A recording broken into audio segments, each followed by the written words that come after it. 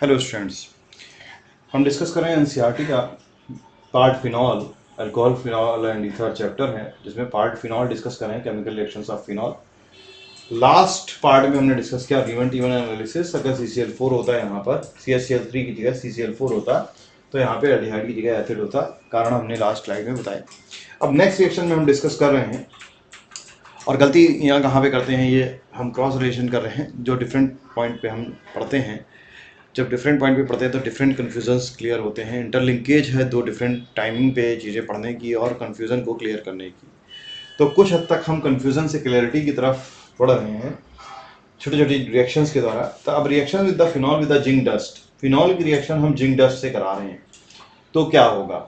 देखिए यहाँ पर क्या किया, phenol is converted to the benzene with the heating with zinc dust. Heating कर रहे हैं जिंक डस्ट के साथ, यहाँ पे हीट कहीं लिखा नहीं है, यहाँ पे हीट लिखा हुआ है।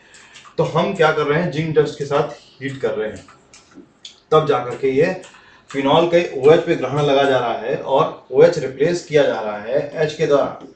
ठीक है, OH रिप्लेस किया जा रहा है H के द्वारा, ग्रहण लगा इस पे, OH पे ग्रहण लग गया जिंक डस्ट की प्रेजेंस में और H ने OH को रिप्लेस कर दिया। ठीक है, तो ये आसानी से हमें याद हो गई। जिंक खुद में ऑक्सीडाइज हो गया और ऑक्सीजन पे इसने ग्रहण लगाया और वो ZNO बन गया। ये रिएक्शन यहाँ पे दी हुई है। अब हम इसकी लिंकेज करते हैं उस रिएक्शन से जब हम कंफ्यूज होते हैं दूसरी रिएक्शन के साथ। अल्कोहल में वही रिएक्शन मेटल के साथ कर दी जाती, कॉपर की प्रेजेंस में ऑक्सीडाइज किया जाता, तो क्या होता। तो आप देख पा रहे हैं यहाँ पर कि कॉपर की प्रेजेंस में जब हम टेम्परेचर को हाई कर रहे हैं, हीट कर रहे हैं, गर्म कर रहे हैं रिएक्शन, तो प्राइमरी अल्कोहल ऑक्सीडाइज होकर के एल्डिहाइड बना रहा है, सेकेंडरी अल्कोहल ऑक्सीडाइज होकर के कीटोन बना रहा है। लेकिन टर्सरी अल्कोहल के पास ऑक्सीडाइज होकर के प्रॉपर्ली प्रोसीड करने की क्षमता नहीं है, तो कॉपर हीट करके एल्कीन बना रहा है। एल्कीन मतलब एक OH निकल जाएगा बगल से और यहाँ पे CH2 से H, ये H निकल जाएगा और ये बॉन्ड यहाँ पर बन गया, ये यहाँ पर निकल गया, तब जाकर के एक एल्कीन बन गई है। तो मतलब यहाँ पर क्या बना, वाटर हमने एलिमिनेट कर दिया, कॉपर के साथ हीट किया तो वाटर एलिमिनेट किया। और जब टर्सरी अल्कोहल में यहाँ पर जब बगल वाले कार्बन से, इसी कार्बन से, जिस कार्बन से OH जुड़ा हुआ है उस कार्बन से H निकलने की क्षमता नहीं थी, तो बगल वाले कार्बन से उसने H निकाल करके अपने आप को क्या किया, एल्कीन बना लिया। क्या ये संभावना जिंक डस्ट के साथ यहाँ पर नहीं थी, बगल में तो पहले ही से एल्कीन बनी हुई थी। तो जिंक डस्ट की प्रेजेंस में जब गर्म किया गया तो जिंक ऑक्साइड में कन्वर्ट हो गया, ZNO में कन्वर्ट हो गया, खुद ऑक्सीडाइज हो गया है और उसने डायरेक्ट H लगा दिया। ये याद करने की जरूरत है, बस कंफ्यूज होते हैं, डिफरेंट टाइम फ्रेमवर्क में डिफरेंट टाइम में पढ़ा जाता है, कंफ्यूज होते हैं। तो मैं लिंकेज कर रहा हूँ केवल कि रिएक्शन में कंफ्यूजन होता है, इसकी कोई मैकेनिज्म की बात नहीं कर रहा हूँ, क्योंकि हीट की प्रेजेंस में रिएक्शंस फ्री रेडिकल और दूसरी तरह के रिएक्शंस भी जाती हैं और याद करने में हमें डिफिकल्ट आती हैं, लॉजिकल नहीं है रिलेशन। ठीक है, सिस्टमेटिक रिलेशन नहीं है। ठीक है, इलेक्ट्रोफाइल न्यूक्लियोफाइल इलेक्ट्रॉनिक इंटरेक्शन इस तरह का रिलेशन नहीं है। हीट के प्रेजेंस में रैंडमली रिएक्शंस जो है अलग तरीके से रिएक्शंस दे रही हैं, इस वजह से मैं आपसे ये कर रहा हूँ। यहाँ पे तो ऑक्सीडाइज हो रहा है, एल्डिहाइड बन रहा है, ऑक्सीजन अटैच है, उल्टा और ऑक्सीडाइज हुआ जा रहा है। यहाँ पे कॉपर की प्रेजेंस में और ऑक्सीडाइज हुआ जा रहा है, मतलब वैसे ही ऑक्सीडाइज हो जा रहा है जैसे ऊपर है, लेकिन यहाँ पर डिहाइड्रेशन हुआ जा रहा है, H2O निकला जा रहा है, एल्कीन बनी जा रही है। रिएक्शन डिफरेंट डायरेक्शन में है। डिहाइड्रेशन करने के लिए हम पहले कुछ और रिएक्शन किया करते थे, जैसे यही टर्सरी अल्कोहल डिहाइड्रेशन करना है तो हम क्या करते थे, एसिड की प्रेजेंस में हीट करते थे, डिहाइड्रेशन होता था, एल्कीन बन जाता था। कॉपर की प्रेजेंस में ऐसे रिएक्शन क्यों होने लगे, अजीबी रिएक्शन आ गई है। तो इसमें हम अजीबी आ गई, हम याद रखेंगे, याद करेंगे चीज़ों को और एक दूसरे से रिलेट करेंगे तो आसानी से हम समझ भी पाएंगे।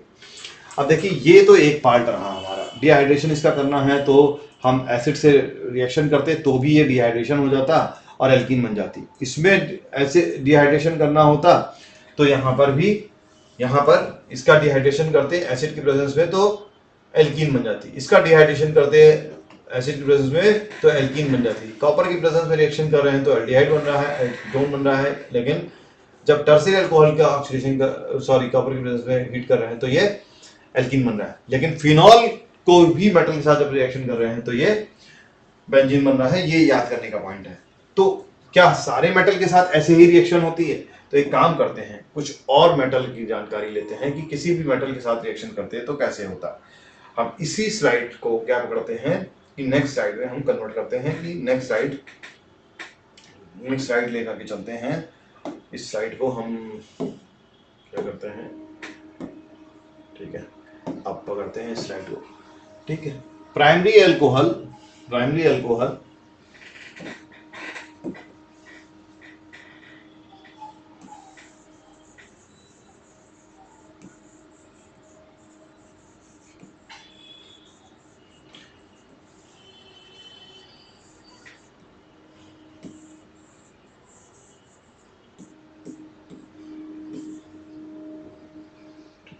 अब हम क्या करेंगे, सोचेंगे क्या क्या तरीका है, क्या हर मेटल के साथ ऐसी रिएक्शन हो रही है? नो। अब OH, अच्छा हम अल्कोहल की बात कर रहे हैं, लेफ्ट हैंड पे तो अल्कोहल की बात करेंगे ना, तो अल्कोहल की बात करते हैं। तो पीरियोडिक टेबल में लेफ्ट हैंड साइड वाले मेटल ले लेते हैं, जैसे फॉर एग्जांपल Na मेटल, ठीक है। कॉपर और जिंक डी ब्लॉक एलिमेंट से थे, ठीक है। कॉपर में स्ट्रॉन्ग मेटेलिक बॉन्डिंग थी, हार्ड सरफेस थी। Zinc comparatively weak metallic bonding है, उसका D10S2 स्ट्रक्चर है, जिंक डस्ट के फॉर्म में है और कॉपर दाने के फॉर्म में है। मतलब कॉपर में मेटेलिक बॉन्डिंग स्ट्रांग होती है, आप उसे स्ट्रेच कर सकते हैं। डक्टिबिलिटी, मेटेलिबिलिटी जो आप हाई स्कूल में पढ़ा है कि उसको खींचा जा सकता है, उसको पीटा जा सकता है, एक्सेट्रा एक्सेट्रा। जबकि जिंक में क्या होता है कि जिंक अगर गर्म करो तो वेपर के फॉर्म में कन्वर्ट हो जाएगा, ठंडा करो तो डस्ट के फॉर्म में कन्वर्ट हो जाएगा। उसको हम शीट नहीं बना सकते, हम उसको स्ट्रांग मेटेलिक बॉन्डिंग नहीं होती तो हम उसको खींच नहीं सकते, वायर नहीं बना सकते, एक्सेट्रा एक्सेट्रा। अब सोडियम के केस में बात करते हैं। तो सोडियम क्या करता है, सोडियम अपने इलेक्ट्रॉन देने की क्षमता ज्यादा अच्छा रखता है, तो सोडियम प्लस बनाएगा, प्लस इलेक्ट्रॉन देगा। ये कॉपर और जिंक के रेस्पेक्ट में कंपैरेटिवली ज्यादा स्ट्रॉन्ग डोनर है। कॉपर और जिंक कहां पर है? डी ब्लॉक एलिमेंट में है, और सोडियम एस ब्लॉक एलिमेंट में है। तो ये स्ट्रॉन्ग इलेक्ट्रॉन डोनर है। तो ये क्या करेगा अल्कोहल पे, अल्कोहल में ये इलेक्ट्रॉन ऐसे जा रहा है, डेल्टा प्लस चार्ज हो जाएगा, ये डेल्टा माइनस चार्ज हो जाएगा, और ये क्या हो जाएगा सोडियम अपने इलेक्ट्रॉन देगा, ये इंटरेक्ट करेगा किससे? ROH के H+ से, ठीक है, ROH के H+ से। तो ये बॉन्ड इधर ब्रेक हुआ, बना लिया RO-, और ये H+ जो है इलेक्ट्रॉन के साथ H विद 1 इलेक्ट्रॉन, ठीक है। फिर दूसरे ने भी ऐसे ही किया, 2 Na+ लगे, दूसरे ने भी ऐसे किया, और ये दोनों मिलकर के क्या बना लिए, ये दोनों भाई बंधु एक हो गए और हाइड्रोजन गैस निकल गई। रिएक्शन इतनी एक्सप्लोसिव है कि प्रैक्टिकली पॉसिबल नहीं है। वाटर में ही सोडियम डाल दीजिए, धम्म से विस्फोट होता है। आप इससे रिलेटेड वीडियोस इंटरनेट पे देख सकते हैं। तो क्या यही रिएक्शन हमने कॉपर में करा है, कॉपर डाल दिया ऐसे ही तो रिएक्शन हो जाएगी? नहीं, ठीक है, वहां पे स्ट्रॉन्ग मेटेलिक बॉन्डिंग है, यहाँ पे इस तरह से रिएक्शन नहीं होगी। यहाँ पर क्या है, सोडियम को चाकू से काटा जा सकता है, वीक मेटेलिक बॉन्डिंग है, बटर की तरह से होता है, जैसे मक्खन को काटते हैं वैसे सोडियम को काटते हैं। तो their reaction is very fast in the case of sodium, and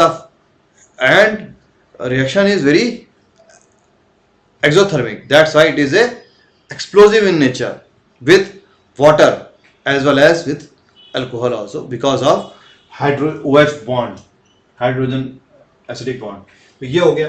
phenol में भी रिएक्शन करेंगे सोडियम के साथ तो ये होगा। हाँ, अब एक और रिएक्शन डिस्टर्ब होती है कि हम अगर सोडियम की जगह NaOH से रिएक्शन करें तो NaOH से रिएक्शन शांत होगी। क्यों? आयन इंटरेक्शन होना है, Na+ इलेक्ट्रॉन का इन्वॉल्वमेंट होना नहीं है, Na+ OH- और OH- का H+ पे गया, ये यहाँ गया और RO- बन गया।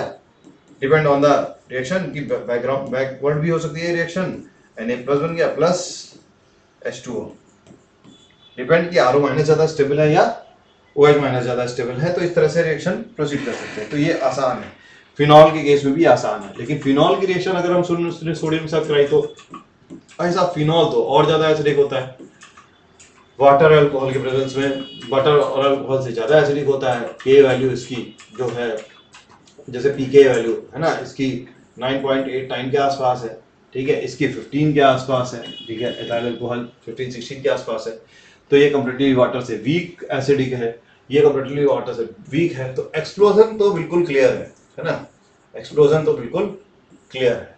तो फिनॉल की रिएक्शन हम वीक से करा रहे हैं, तो कॉपर और जिंक में जिंक कंपैरेटिवली वीकर पोजीशन में नजर आ रहा है हमको, तो वीक है, बॉन्डिंग वीक है, पाउडर के फॉर्म में है, हमने उससे जब रिएक्शन कराई तो वो कन्वर्ट हो गया।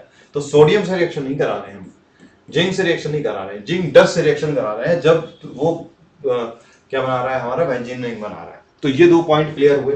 तीसरा पॉइंट एक क्लियर करना चाहते हैं कि अल्कोहल की रिएक्शन जब ल्यूकास रिएजेंट से कराई, ल्यूकास रिएजेंट क्या होता है, HCl in the presence of ZnCl2, ठीक है, तो उसने RCl तो बना लिया, लेकिन फिनॉल की रिएक्शन जब ल्यूकास रिएजेंट से कराई तो वो एराइल हैलाइड Cl नहीं बना रहा है, ठीक है।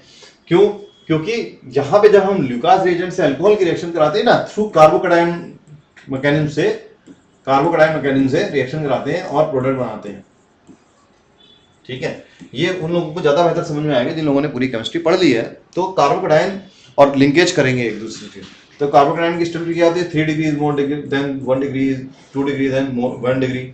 अब 3 डिग्री में वो इमीडिएट रिएक्शन दे देता है और रूम टेम्परेचर पर रिएक्शन दे देता है। हमने पिछली वीडियोस में ये पॉइंट कवर किया है, ठीक है। और 1 डिग्री में क्या करेगा, वो रूम टेम्परेचर पे एक तो रिएक्शन नहीं देगा और रूम टेम्परेचर पे आप जब हीट करेंगे तो रिएक्शन देगा, तो रेट ऑफ रिएक्शन बहुत लो होगा because of the stability of the carbocation. तो जब 1 डिग्री कार्बोकैटायन लेस स्टेबल है, हीट करने पे रिएक्शन दे रहा है, तो यहां पर जो कार्बोकैटायन बनेगा OH निकाल करके, जब यहां पर OH ऐसे निकालेंगे, जब यहां पर हमने ROH को ऐसे सोचा हमने शॉर्ट फॉर्म में, तो जब हमने R पे रिएक्शन बनाई तो जब टर्सरी था ये, तो टर्सरी कार्बोकैटायन बना। जब सेकेंडरी था इस तरह से OH, तो सेकेंडरी कार्बोकैटायन बना, ठीक। तो प्राइमरी था CH3CH2OH, CH3CH2OH, तो प्राइमरी कार्बोकैटायन बना।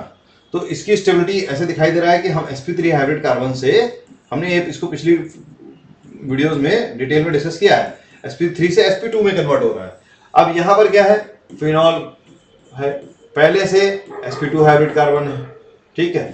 sp हाइब्रिड कार्बन से जब OH माइनस निकाल करके इसको इस तरह से बनाने का प्रयास करेंगे, तो यहां पर जब वहां पर एक p ऑर्बिटल पॉजिटिव चार्ज में चला जा रहा है, sp3 से sp2 कन्वर्ट हो रहा है, तो यहाँ पे sp2 से sp कन्वर्ट करने की कोशिश करेगा, लेकिन यहाँ पे 180 डिग्री बॉन्ड हो नहीं सकता क्योंकि हेक्सागोनल रिंग पोजीशन है और 120 डिग्री बेंजीन मेंटेन रखना चाहती है। तो ये रिएक्शन में इस तरह की कार्बोकैटायन बनाने का चांस नहीं होगा। यहाँ हमने लोन पेयर गलत बनाए हैं, इसलिए मैं लोन पेयर डिलीट करने जा रहा हूँ। यहाँ पे क्या होगा, प्लस चार्ज होगा, ठीक है। तो इस तरह से बनाने की टेंडेंसी नहीं होगी, इसलिए वो ल्यूकास रिएजेंट के साथ रिएक्शन नहीं करेगा और Cl नहीं लगाएगा, लेकिन जिंक डस्ट के साथ रिएक्शन करके क्या करेगा, OH रिप्लेस कर देगा। तो ये चीजें पॉइंट होते हैं जो यहाँ पे आपको क्लैरिटी की आवश्यकता होती है। आपने डिफरेंट टाइम पे ये सब रिएक्शंस पढ़ी होती है। आई होप कि आपको एक भी लाइन का फायदा हुआ होगा, और मैं चाहता हूँ कि आपके डिफरेंट टाइम फ्रेमवर्क पे पढ़े हुए क्वेश्चंस के कॉन्सेप्ट्स में कुछ इंटर रिलेशन हो सके और आपके कुछ पॉइंट्स क्लियर हो सके। आई होप कि एक भी पॉइंट क्लियर हुआ हो तो आप हमें कमेंट करेंगे और बताएंगे हम सही दिशा में काम कर रहे हैं। Thank you.